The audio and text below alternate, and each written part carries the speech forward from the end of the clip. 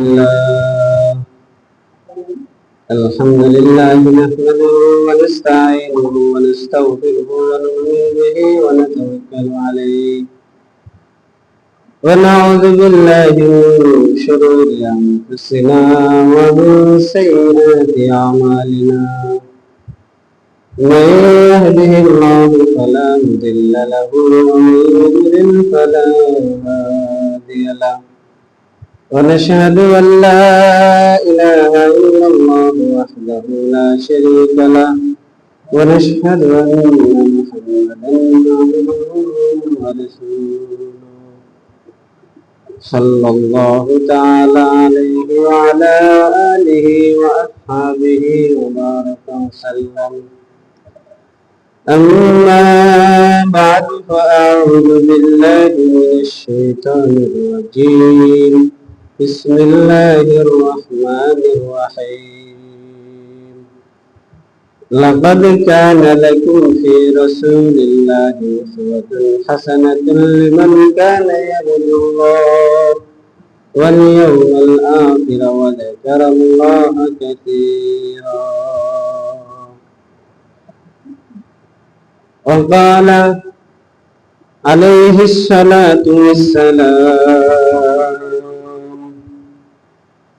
لا يؤمن أحدكم حتى أكون أحب إليه من والده وولده والناس أجمعين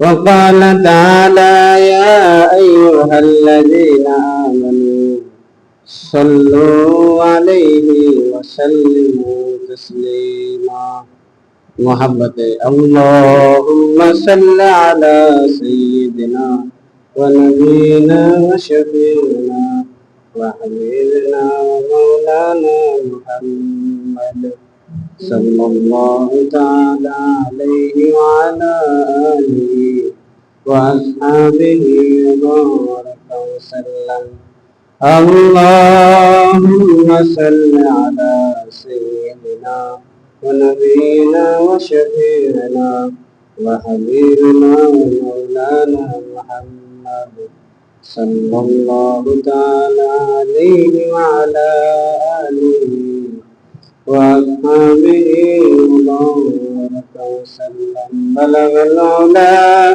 بكماله كشف الدجى بجماله حسنة جميل حسابه صلوا عليه وآله اللهم سبحانك لا علم لنا إلا ما علمتنا إنك أنت العليم الحكيم صدق الله العظيم وصدق رسوله النبي الكريم ونحن على ذلك من الشاهدين والشاكرين والذاكرين والحمد لله رب العالمين আলহামদুলিল্লাহ মহান আল্লাহ পাকের দরবারে লক্ষ কোটি শুকর এবং সুজুদ জ্ঞাপন করছে যে আল্লাহ রাব্বুল আলামিন আমাদেরকে জাগতিক সকল কর্মব্যস্ততা থেকে অবসরতা দান করে আল্লাহ পাকের মহান হুকুম সালাতুল জুমা আদায়ের উদ্দেশ্যে পৃথিবীর সর্বশ্রেষ্ঠ এবং পবিত্র জায়গা বাইতুল্লাহ তথা আল্লাহর মসজিদ সেখানে আসার বসার তৌফিক দান করলেন। সেজন্য সেই মহান ভাবের দরবারে তারই শেখানো বাক্যে শ্রদ্ধা জড়িত কণ্ঠে আকাশ বাতাসকে মুখরিত করে সমস্যারে বলি আলহামদুলিল্লাহ।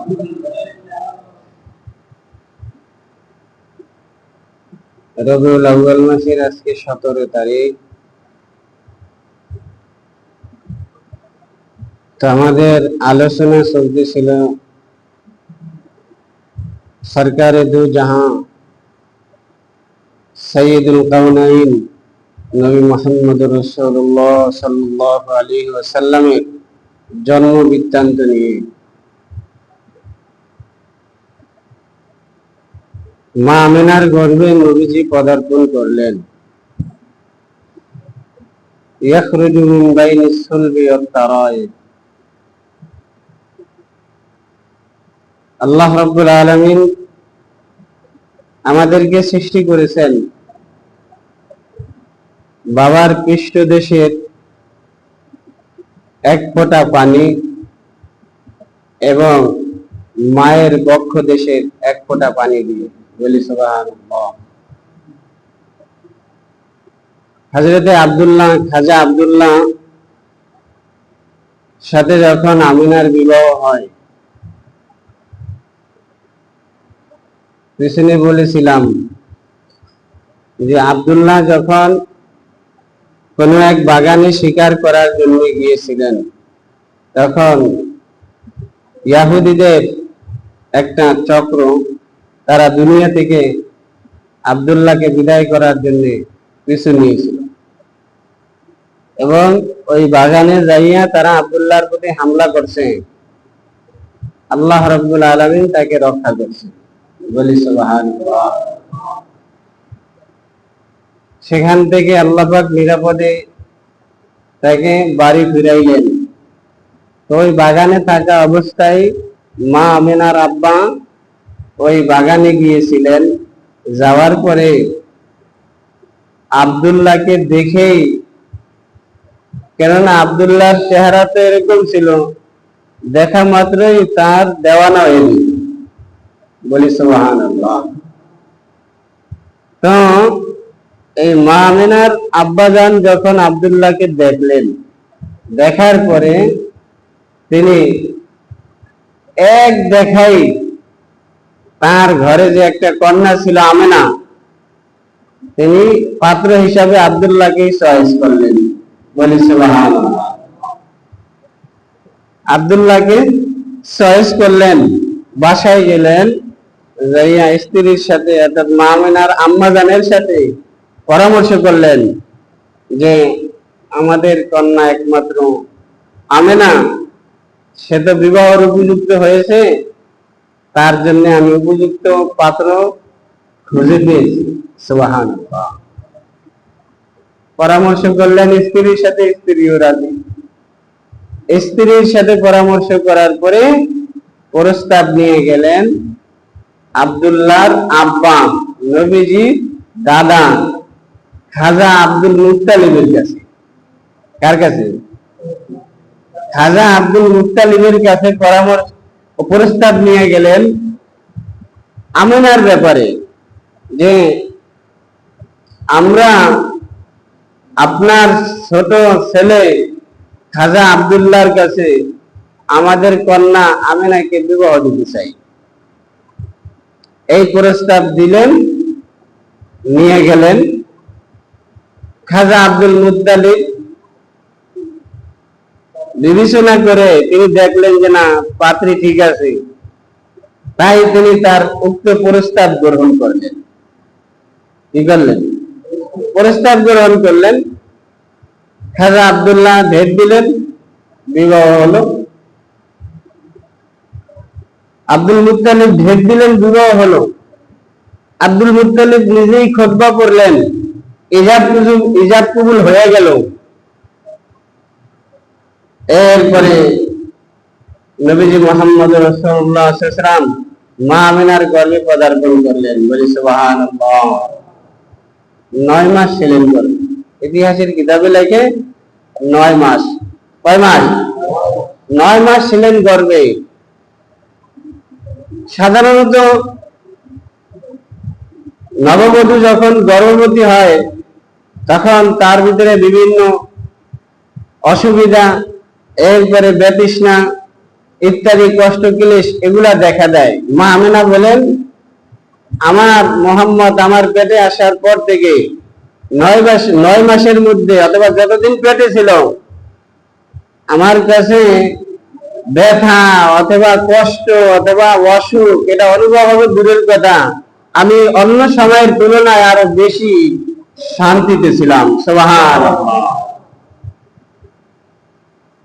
তো আমিনা 9 মাস কাটায় কাটায় যখন পূর্ণ হলো, তখন তিনি নবীজি মুহাম্মদ রাসূলুল্লাহকে ডেলিভারি দিলেন। ডেলিভারির সময়টা ছিল সুবে সাদিক। কখন? সুবহে সাদিক। মুফাসসিরিন কিরাম লেখেন, নবীজি যখন পৃথিবীতে আসবেন তখন রাত্রেও আল্লাহর কাছে আবেদন করছে, আল্লাহ আমি রাত্রে, আমার এমনিতেই মানুষ ভয় পায়, আমাকে নিন্দা জানায়, সরকারে দু জাহান তিনি যখন আসবেন পৃথিবীতে পদার্পণ করবেন, আমি রাতে যেন হয়। সুবহানাল্লাহ। দিন আবেদন করলো, আল্লাহ সরকারে দুই জাহানের পদার্পণ যেন আমি দিনের মধ্যে হয়। দুইজনের দুই আবেদন, আল্লাহ পাক দুটোটাই রক্ষা করলেন, বলি সুবহানাল্লাহ। কেমনে? সুবে সাদেক না রাত্র না দিন, উভয়ের মাঝামাঝি। কথা ঠিক না? উভয়ের মাঝামাঝি। তো মা আমেনা নবীজি সরকারে দু জাহান ওনাকে ডেলিভারি দিলেন সুবে সাদেকের সময়। নবীজির ডেলিভারি হয়েছে 570 খ্রিস্টাব্দে। কত? নবীজির জন্ম হয়েছে 570 খ্রিস্টাব্দে। আসহাবে ফিলের ঘটনার 50 দিন পর। কতদিন? 50 দিন পর আদম আলাইহিস সালাতু ওয়াস সালাম ওনার ইন্তেকালের প্রায় 7000 বছর পরে। কত? 7000 বছর পরে নবীজি ভূমিষ্ঠ হলেন এই পৃথিবীতে শুভাগমন করলেন। তো নবীজি দুনিয়াতে আসলেন, আসার পরে ঘরটা ছিল অন্ধকার, মুহূর্তের ভিতরে অন্ধকার ঘর। কেননা সুবে সাদেকের সময় ঘরের মধ্যে কিন্তু অন্ধকার থাকে। তো নবীজি পদার্পণ করার সাথে সাথেই অন্ধকার ঘর আলোকিত হয়ে গেল। সুবহানাল্লাহ। মা আমেনা তিনি চিন্তা করলেন, জিন ভূতের বড় ওই সময় উৎপাত। কিসের? জিন ভূতের বড় উৎপাত। তিনি পেরেশান যে আমার এই সন্তানকে আমি কিভাবে সেভ করব। মুহূর্তের মধ্যে ঘর অন্ধকার হয়ে গেছে। কি হয়ে গেছে? অন্ধকার হয়ে গেছে। মা আমেনা তিনি তার সন্তান মুহাম্মদ রাসূলুল্লাহকে খুঁজতেছেন, পাইতেছেন না। কি করতেছেন না? পাইতেছেন না। তো তিনি ভাবলেন, আমার ধারণা কি তাহলে বাস্তব হলো? এই তিনি কান্না করা শুরু করলেন।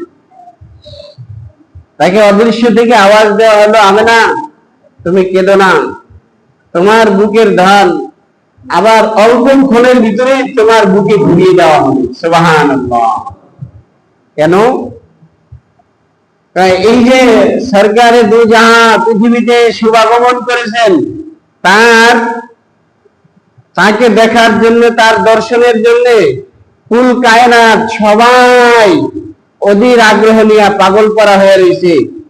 তাই আল্লাহ পাক এই কুল কায়নাতের সারা পৃথিবীর মাখলুকের আবদার রক্ষা করার জন্য ফেরেশতার হাতে দিয়ে বললেন, কুল কায়নাতকে আমার হাবিবকে দেখায় আন। সুবহানাল্লাহ। এই জন্য নবী মুহাম্মদ রাসূলুল্লাহ শিশু নবীকে ফেরেশতারা প্রটোকল দিয়া পুরা পৃথিবী তাকে চক্কর লাগায়া আবার আমিনার কোলে ফিরাইয়া দিলে। সুবহানাল্লাহ। নবীজি যখন ভূমিষ্ঠ হবেন, সিরাতে খাতামুল আম্বিয়ার ভিতরে লেখে, নবীজি যখন ভূমিষ্ঠ হবেন তখন ভূমিষ্ঠ হওয়ার আগ মুহূর্তে ইরানে, বর্তমান ইরান, প্রাচীন নাম ছিল পারস্য। কি ছিল? পারস্য। তো এই পারস্যে মধ্যে অগ্নি পূজারী ছিল, তারা আগুনের পূজা করত। কি করত? আগুনের পূজা করত।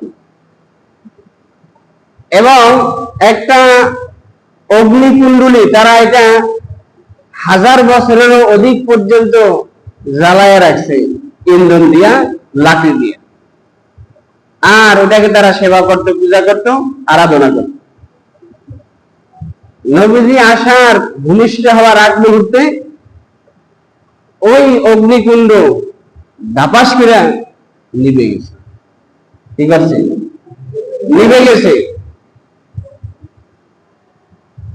এবং রোম সম্রাটের তার যে সিংহাসন ছিল, সেই সিংহাসনের গুরুত্বপূর্ণ কিছু স্থাপনা ধসিয়া পড়ছে। কি করছে? ধসিয়া পড়ছে। বাইতুল্লাহর ভিতরে তৎকালীন সময়ের মুশরিকরা তারা পূজা করার জন্য 360টা মূর্তি বানাইয়া বাইতুল্লাহর মধ্যে রেখেছিল। কিসের মধ্যে? বাইতুল্লাহর মধ্যে, বর্তমান কাবা শরীফের মধ্যে রেখেছে। তো নবীজি ভূমিষ্ঠ হওয়ার আগ মুহূর্তে ওই মূর্তিগুলি 360টা মূর্তি উপদ হইয়া পড়া সব চুরমার, সব কি, সব শেষ। তো যখন এই ঘটনা ঘটলো, বাইতুল্লাহর 360 মূর্তি শেষ, পারস্যের অগ্নিকুণ্ডটি ধাপাস করে নিভে গেল, রোম সম্রাটের রাজ সিংহাসনের গুরুত্বপূর্ণ স্থাপনা ধ্বংস হয়ে গেল, কোনো কারণ ছাড়া, কোনো কারণ নাই, কোনো আলামত নাই, কিচ্ছু নাই, না বোমা হামলা, না রকেট হামলা, না ঝড়, না তুফান, কিচ্ছু না, এমনিতে। এখন সবাই খোঁজ লাগাইছে এই কি কারণে ঘটলো, কারণ খুঁজে বের করতে হবে। জ্যোতিষীদেরকে ডাকা হলো, তোমরা এর কারণ খোঁজো তো, এর কারণ কি? তখন জ্যোতিষীরা তৎকালীন সময়ের রাজা বাদশাহ যারা ছিল তাদেরকে জানাইল যে দেখেন, অল্প সময়ের মধ্যেই এই পৃথিবীতে শেষ নবী সরকারে দু জাহান ওনার শুভাগমন হবে। সুবহানাল্লাহ। উনি পৃথিবীতে আগমন করবেন। কি করবেন? পৃথিবীতে আগমন করবেন। তখন সবাই কিয়াস করলো, বিবেচনা করে দেখলো, হ্যাঁ এটাই হতে পারে, এটাই হতে পারে। এদিক দিয়ে তাওরাতের যারা আলেম ছিল তাদেরকে ও ডাকা হলো, তারা বললো এটা হতে পারে না, এটাই হবে। সুবহানাল্লাহ, এটাই হবে। কেননা ইহুদিরা এবং খ্রিস্টানরা আমাদের নবীকে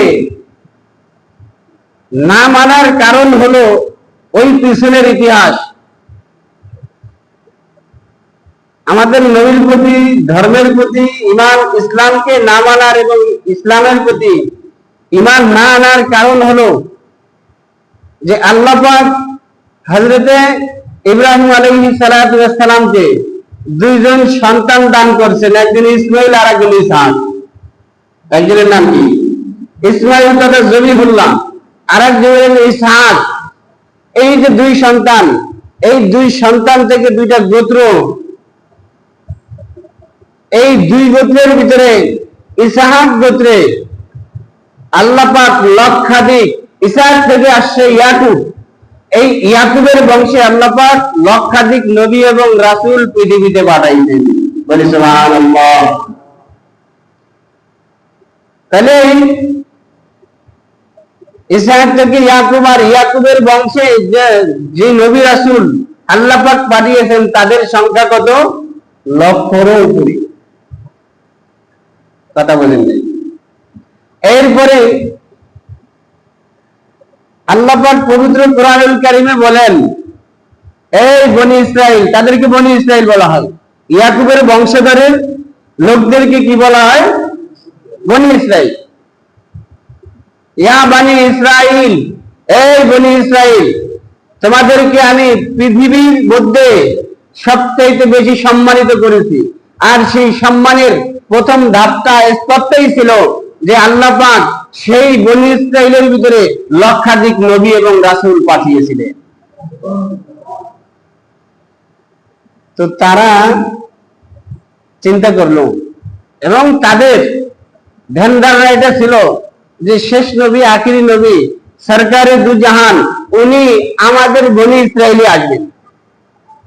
এটা তাদের মেন্টালিটি ছিল, এটা তাদের বিশ্বাস ছিল। যেহেতু লক্ষাধিক নবী রাসূল তাদের গোত্রের মধ্যে আল্লাহ পাক পাঠিয়েছেন, এজন্য তাদের চিন্তা চেতনা ছিল যে শেষ নবীও আমাদের বংশেই আসবে। তো পরক্ষণে দেখা গেল যে না, শেষ নবীর আগমন তাদের বংশে হবে না, শেষ নবীর আগমন হবে ইসমাইলের বংশে। কার বংশে? ইসমাইলের বংশে। এই জন্য শুরু হলো তাদের, এখান থেকেই শুরু হলো তাদের দুশ্মনী। কথাটা বুঝছেন? এখান থেকেই শুরু হলো তাদের দুশ্মনী, শত্রুতামি। তো যখন তারা দেখলো যে শেষ নবীর আগমন হবে ইসমাইলের বংশে, ইয়াকুবের বংশে হবে না, তাই তারা জেদ বশত, জিদ করা, তারা যত রকমের ক্ষতি সাধন, যত রকমের উল্টা পাল্টা, যত রকমের বদমাশি, সব তারা আমাদের নবী এবং নবীর অনুসারীর সাথে করা শুরু করল। কথা বলছেন? তাহলে তারা আমাদের নবীর প্রতি, এই খ্রিস্টানরা, বর্তমান জমানার ইহুদি এবং খ্রিস্টানরা, তারা কেন আমাদের নবীর প্রতি ঈমান আনে না? না আনার যতটি কারণ, এর মধ্যে একটা কারণ হলো যে তারা চেয়েছিল শেষ নবীর আগমন তাদের ইয়াকুবের বনী ইসরাইলের মধ্যে হবে, কিন্তু সেটা হয় নাই, হয়েছে ইসমাইলের বংশ। এই কারণে তারা আমাদের নবীকে, ইসলামকে তারা মানতে চায় না, মানে না। কথা বুঝছেন? তো যাই হোক, এই যে বনী ইসরাইলের মধ্যে আল্লাহ পাক লক্ষাধিক নবী রাসূল পাঠাইলেন, আর ইসমাইলের বংশে মাত্র আমাদের নবীজি শেষ নবী, সরকারে দু জাহান নবীজি মুহাম্মদ রাসূলুল্লাহকে পাঠাইলেন। তো তখন তারা বলল যে হ্যাঁ, এটাই সত্য, এটাই বাস্তব যে শেষ নবীর আগমন মুহূর্তের মধ্যেই হবে। নবীজির আগমন হলো, শুভাগমন হলো। হওয়ার পরে মা আমেনা দেখতে পাইলেন, যখন ভূমিষ্ঠ হবেন, হওয়ার আগ দিয়ে দেখতে পাইলেন তিনি যেই ঘরে শুয়েছিলেন, যে উপরের ছাদ অটোমেটিক, ওই মাকটা কোন আপনারা, আমরা যে মস্কা, এই মাকটার মাঝখান দিয়া ফাঁক হইয়া একটা নূরের ঝলক ভিতরে প্রবেশ করলেন। সুবহানাল্লাহ। আর এই নূরের ঝলকে মাশরিক থেকে মাগরিব, পশ্চিম থেকে পূর্ব, পশ্চিম মেরু থেকে উত্তর পূর্ব মেরু পুরাটা আলোকিত হয়ে গেল। সুবহানাল্লাহ। এবং রোম এবং পারস্যের প্রাসাদগুলি দিনের আলো যেভাবে দেখা যায়, সেই নূরের ঝলকে রোম এবং পারস্যের প্রাসাদগুলি, রাজপ্রাসাদগুলি ঠিক দিনের আলোর মতো দেখা গেল। সুবহানাল্লাহ। মুহাদ্দিসিন ইকরাম বলেন যে এটাই ছিল পূর্ব, আল্লাহ পাক এটাই ছিল, আল্লাহ পাক এটাই দেখাইতে চেয়েছে যে তোমাদের নবী, শেষ নবী, নবী মুহাম্মদ রাসূলুল্লাহর করাইতে এক সময় রোম পারস্য চলে আসবে। সুবহানাল্লাহ। এই জন্য নবীজির ভূমিষ্ঠ হওয়ার পূর্ব মুহূর্তে নূরের ঝলকে আল্লাহ পাক মা আমেনাকে রোম এবং পারস্যের রাজপ্রাসাদগুলি দিনের আলোর মতো দেখাইয়া দিতেন, যে হ্যাঁ, শেষ নবীর শাসনাধীন এই রোম পারস্য এক সময় হয়ে যাবে। সুবহানাল্লাহ। আর সেটাই হয়েছে, সেটা হয়েছে। নবীজির ভূমিষ্ঠ হলো, ভূমিষ্ঠ হওয়ার পরে এবার মা আমেনা 7 দিন তাকে দুধ পান করাইছে। কয়দিন? 7 দিন তাকে দুধ পান করাইছে। এরপরে দুধ পান করাইছেন আবুল আহাবের বাদী সুয়াইবিয়া। নাম কি? সুয়াইবিয়া নাম। এই সুয়াইবিয়া তখন কিন্তু বয়স্ক ছিল, কেননা এই সুয়াইবিয়া নবীজির চাচা হামজাকে দুধ পান করাইছে। ঠিক আছে, নবীজির চাচা হামজাকে দুধ পান করাইছে এই বাদী, আবুল আহাবের বাদী সুয়াইবিয়া। এরপরে আরো 3 জন মহিলার দুধ পান নবীজি করেছেন। তৎকালীন সময়ের রীতিনীতি ছিল, রেওয়াজ ছিল যে শহরে বাচ্চাদের গঠন এবং ভাষা শিক্ষা এটা জগা খিচুড়ি হয়ে যায়। কথা বলছি, যেমন ঢাকা শহরে কি শুধু বরিশাল বিভাগের লোকই থাকে না, 8 বিভাগের সব জেলার লোক আছে। এই জন্য ভাষার কোনো তালমিল নাই, কথা ঠিকই না। কিন্তু আপনার এই ভাষার ক্ষেত্রে যেন বিশুদ্ধভাষী হয়, এই জন্য তৎকালীন সময়ের মক্কার শহরের লোকেরা তারা এই বাচ্চাকে দুধ পানের উসিলায় তাকে গ্রামে পাঠায়, যাতে বিশুদ্ধ ভাষা শিখতে পারে এবং আবহাওয়া সুন্দর। শহরের চেয়ে গ্রামের আবহাওয়া সুন্দর না? কথা পায় না। অনেক লোক গ্রাম থেকে শহরে যায় থাকতে পারে না, কি লিগে? এই পরিবেশের আবহাওয়ার সাথে সে মিলে না। তো নবীজির যখন ভূমিষ্ঠ হলেন, খাওয়ার পরে ওই রেওয়াজ অনুযায়ী নবীজিকেও তারা চিন্তা করলেন যে তাকে গ্রামে পাঠানো হোক। তো যখন তায়েফ থেকে, তৎকালীন সময় তায়েফ একটা গ্রাম ছিল, আর এই গ্রামের আবহাওয়া, চলাফেরা, ভাষা সবচাইতে বিশুদ্ধ ছিল। সুবহানাল্লাহ। তাই তায়েফ থেকে দুধ পান করানেওয়ালা মহিলারা মক্কায় আসতো। এই মক্কা শহরে আইসা তারা সদ্য নবজাতক শিশু নিয়ে যেত দুধ পান করানোর জন্য, আর তারা বিনিময়ে পাইতো কিছু অর্থ। কি পাইতো? অর্থ করি পাইতো। তো হালিমাতুস সাদিয়া, সাদিয়া নামটা পরে হয়েছে, সাদিয়া মানে ভাগ্যবতী, ওনার নাম ছিল হালিমা। তো ওই তায়েফ থেকে লোকগুলা যখন দুধ পান করানোওয়ালা মহিলারা যখন মক্কা শহরে আসতেছিল, তখন এই হালিমা তিনি ছিলেন খুবই একটা দরিদ্র ফ্যামিলির স্বামীর স্ত্রী। তাই তিনিও চিন্তা করলেন আমিও তাদের সাথে একটু মক্কায় যাই। অথচ এটা ছিল তার ভাগ্যের দুয়ার খোলার একটা উসিলা। বলি সুবহানাল্লাহ। তিনি গেলেন, যে সওয়ারি নিয়ে গেছেন খচ্চর গাধা, এটা ধাক্কা দিলে উল্টায় পড়ে।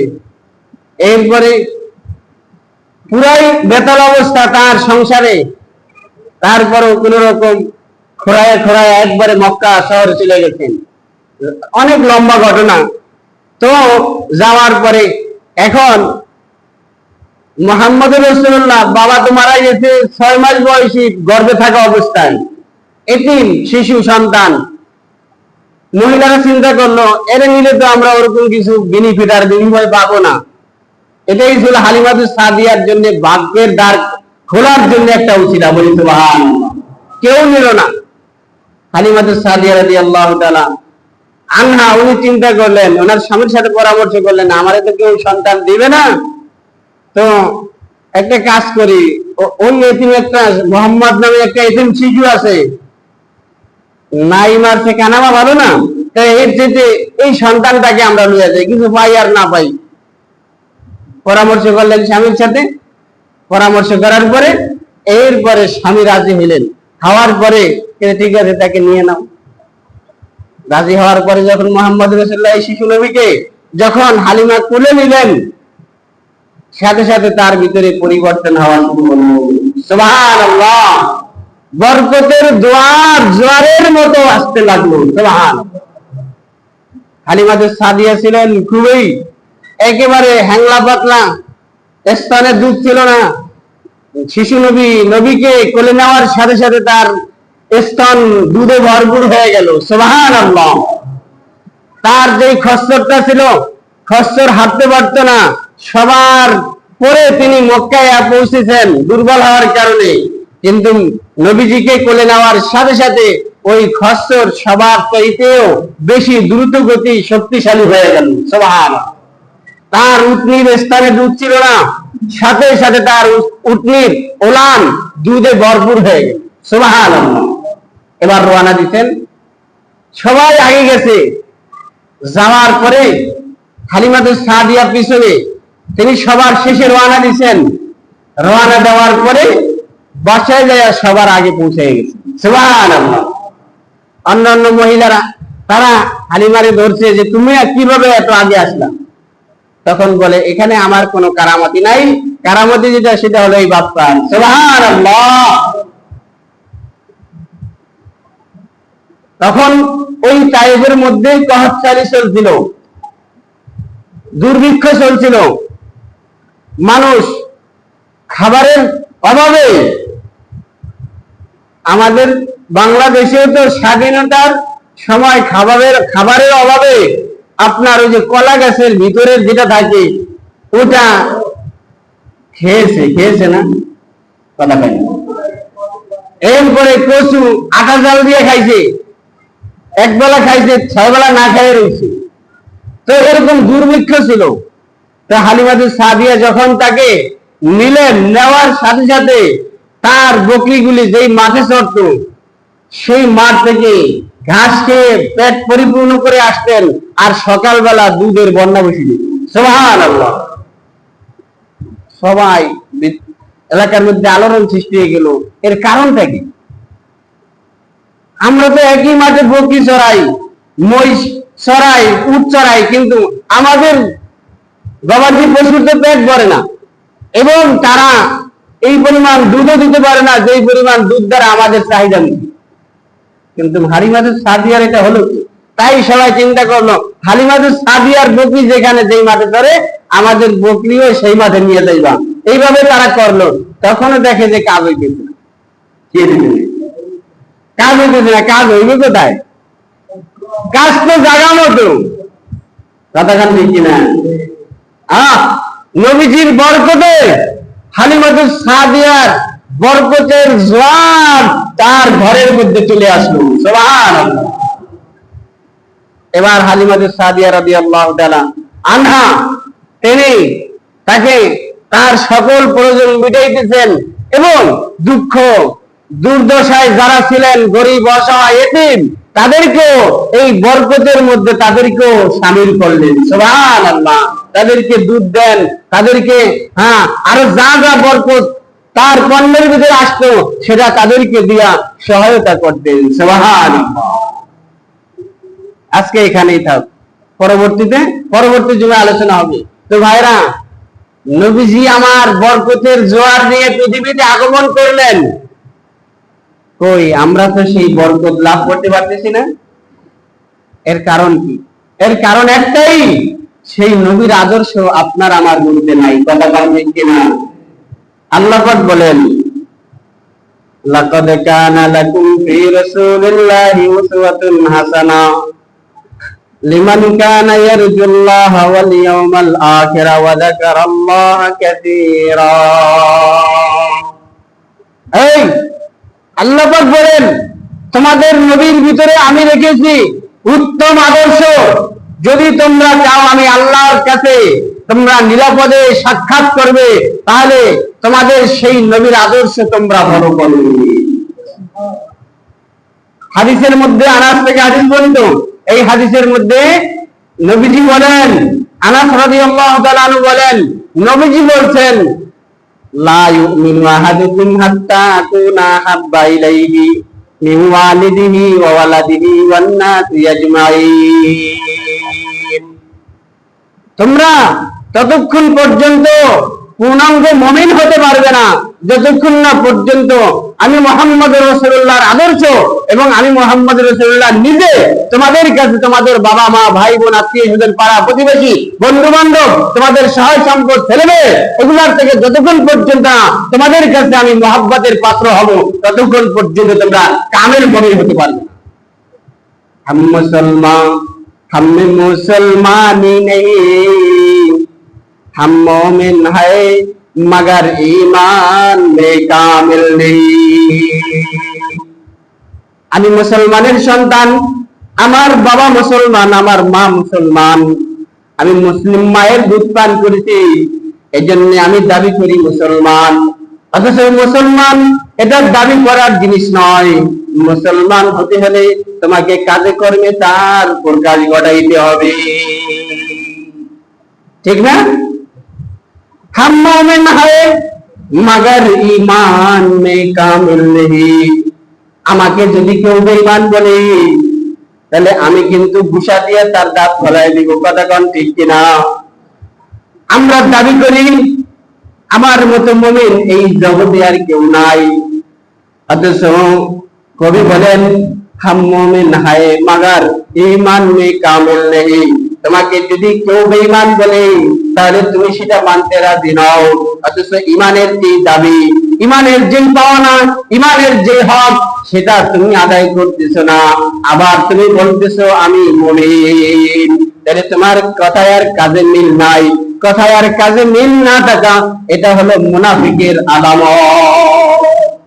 এটা কার আলামত? মুনাফিকের আলামত। ও ভাইরা, তাহলে আমার কথায় কাজে মিল থাকতে হবে। কি থাকতে হবে বলেন? কথায় কাজে মিল থাকতে হবে। তাহলে আমি যদি সেই নবীর আদর্শকে আমার বুকে ধারণ করতে পারি, আমার জীবনের প্রতিটা সেক্টরে যদি আমি ধারণ করতে পারি, তাহলে যে আল্লাহ পাক ওই সময় বরকত দিয়েছিলেন সে আল্লাহ এখনো আছে না নাই? অবশ্যই সেই আল্লাহ এখনো আছে। তাহলে সেই বরকত আমাদের জিন্দেগিতে তখনই আসবে যখন আমরা সেই নবীর আদর্শ বুকে ধারণ করতে পারবো, কথা কান ঠিক কিনা? তাহলে সেই নবীর আদর্শ মাধ্যমে আমাদেরকে সেই নবীর প্রতি ভালোবাসা দেখাইতে হবে। এখন ভালোবাসা আমি মুখে বললাম কিন্তু কাজের বেলায় করলাম না, এটা ভালোবাসা না, এটা হলো ধোঁকাবাজি। এটা কি বলেন? ধোঁকাবাজি। আর আল্লাহর নবী বলেন মান গাশা ফালাইসা মিন্না, যে ধোঁকাবাজ ধোঁকাবাজি করে সে আমার উম্মত না। ডিলিট করে দিচ্ছে, আল্লাহর নবী ডিলিট করে দিচ্ছে। কিন্তু ধোঁকাবাজ ধোঁকা দেয় সে আমার উম্মত না। সে কিনা বলেন? নবীজি যদি বলেন উম্মত না, তাহলে ওর উপায় আছে? কথা বলেন, ওর উপায় আছে? কোনো উপায় নেই। এই জন্য খবরদার, আমাদের কথায় কাজে মিল থাকতে হবে। কি থাকতে হবে? কথায় কাজে মিল থাকতে হবে। হোক সেটা ভাইয়ের সাথে, বোনের সাথে, হোক সেটা বাপ মার সাথে, হোক সেটা সন্তানের সাথে, প্রতিবেশীর সাথে, যার সাথে হোক, দুনিয়াবি হোক উখরাবি হোক, ইবাদতের ক্ষেত্রে হোক, দুনিয়ার কাজে হোক, সকলকে ক্ষেত্রে আমাদের কথায় আর কাজে মিল দেখা লাগবে। কথা বলতে কিনা? আল্লাহ পাক আমাদেরকে তৌফিক দান করেন। সকলে বলি আমিন। ওয়া আলহামদুলিল্লাহি রাব্বিল আলামিন। যারা সুন্নাত পড়ে সুন্নাত পড়েন।